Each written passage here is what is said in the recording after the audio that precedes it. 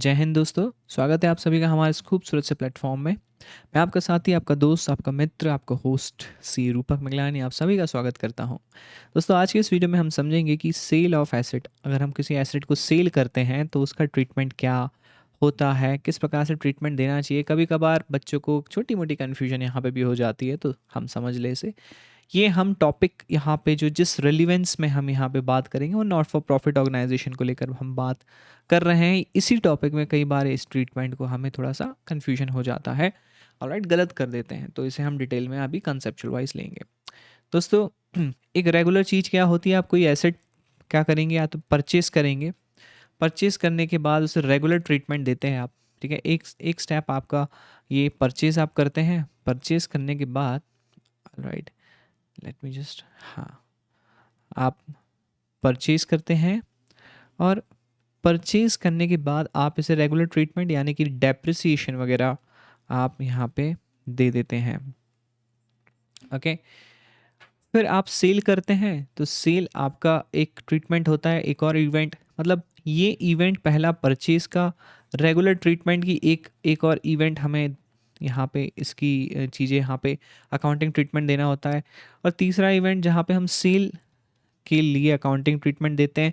चौथा, उसमें सेल में हमें ये बताना होता है कि आपका प्रॉफिट हुआ है, लॉस हुआ है, तो उसके आधार पर आपको अकाउंटिंग ट्रीटमेंट देना होता है।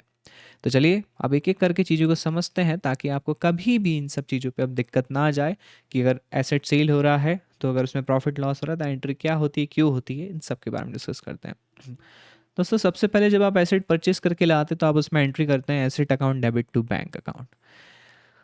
Why? Because this both bank account and asset account is a real account, and real account बोलता है debit what comes in, credit what goes out। तो obviously बैंक आपका पैसा खाता जो है वो थोड़ा सा रिड्यूस हो रहा है जस्ट बिकॉज आपने एसेट परचेज किया है और आप ला क्या रहे हैं, एसेट ला रहे हैं। रेगुलर ट्रीटमेंट में आप क्या करते हैं, डेप्रिसिएशन चार्ज करते हैं। डेप्रिसिएशन क्या है, cost of assets over it's useful life.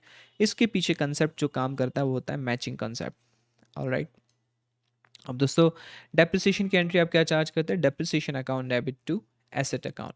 वापस से हम इसे गोल्डन रूल्स ऑफ अकाउंटिंग से अगर वो करें तो रिलेट करें तो क्या होगा, depreciation is a nominal account.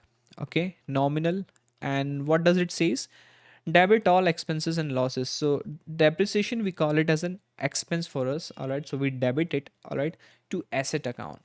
ठीक है, एसेट अकाउंट, हम एसेट अकाउंट को क्रेडिट करते हैं। ठीक है, so this is the entry we usually pass for depreciation, regular treatment के लिए depreciation account debit to asset. Third case में दोस्तों क्या होता है, जब आप सेल करते हैं तो bank account debit to asset करते हैं।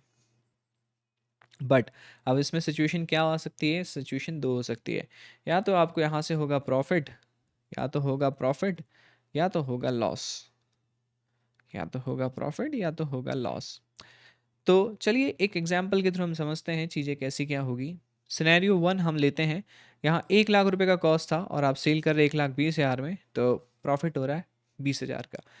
कॉस्ट का मतलब आप ये भी समझ सकते हैं कि WDV जो बुक्स में आपकी रिटर्न डाउन वैल्यू दिख रही है, वो आपके रिटर्न डाउन वैल्यू के बाद फिर आप उसको सेल कर रहे हैं, तो आप उसको इस प्रकार से रिलेट कर सकते हैं, या तो WDV होगी या तो कॉस्ट होगी।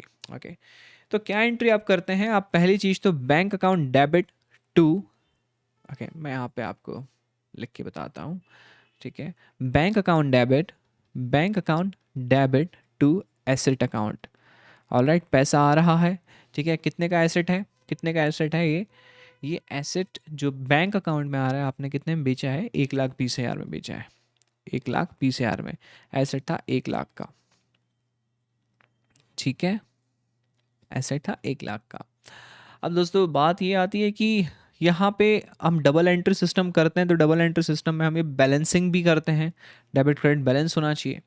तो आपका प्रॉफिट है, ये प्रॉफिट कहाँ जाएगा, to profit on sale of asset, ये आपका जाएगा P&L अकाउंट में, लेकिन हमारे केस में इनकम एंड एक्सपेंडिचर अकाउंट में, because we are talking in terms of NPO। ऑलराइट, तो 20,000 यहाँ पे ऐसा चला जाएगा।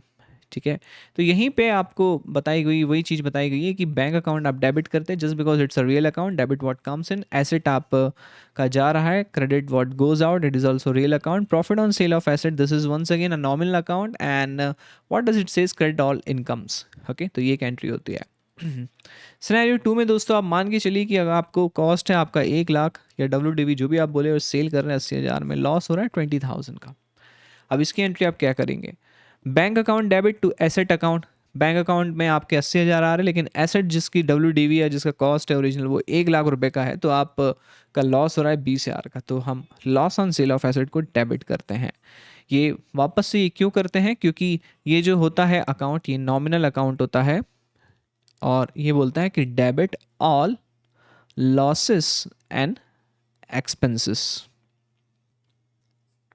ऑलराइट ऑलराइट गाइस, तो एनपीओ की अकाउंटिंग हम करते हैं तो ये सब इनकम एंड एक्सपेंडिचर में जाता है और जनरली ये पीएनएल में जाता है अदर देन एनपीओ, क्योंकि नॉट फॉर प्रॉफिट के लिए भी prepare income and expenditure account and वहाँ पे जो चीज़ें निकलती है वो सरप्लस या डेफिसिट निकलती है, लेकिन प्रॉफिट एंड लॉस में नेट प्रॉफिट या नेट लॉस निकलता है। ऑलराइट, तो दोस्तों आशा करता हूँ आप सभी को ये वीडियो पसंद आया होगा, चीज़ें भी समझ आई होगी। नहीं आई हुई तो ज़रूर कमेंट करके बताएं, आई है तो भी कमेंट करके बताएं और दोस्तों लाइक शेयर सब्सक्राइब करना ना भूलें। जय हिंद दोस्तों, मिलेंगे हमारे नेक्स्ट वीडियो में। Bye bye.